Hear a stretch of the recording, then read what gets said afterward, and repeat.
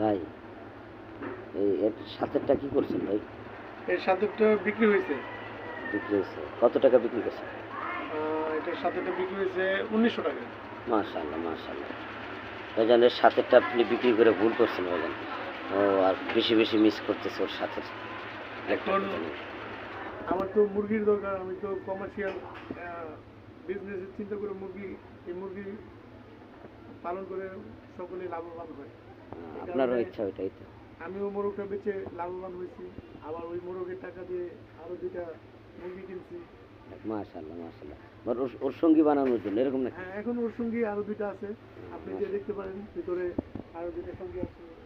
মাশাআল্লাহ মাশাআল্লাহ। দোকানের ভিতরে অনেক কিছু করে ভাই, আমার অনেক শৌখিন লোক উনি। মাশাআল্লাহ, এখানে তো আরো সুন্দর দুটো।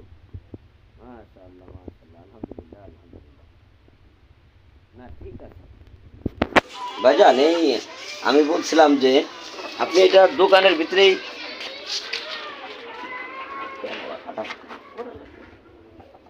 জি, তো দোকানের ভিতরে করতেছেন মাশাআল্লাহ, ছোট করে হয়তো করতেছেন, বড় হলে কি করবেন?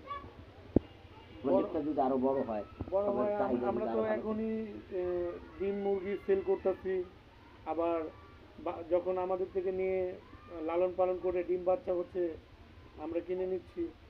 হয়। আচ্ছা আচ্ছা, তো তখন দেখা যায় যে আরো কাস্টমার বাড়বে আশা করা হ্যাঁ, যায়। এগুলো শৌখিন মুরগির অনেক চাহিদা, শৌখিন মুরগির অনেক চাহিদা।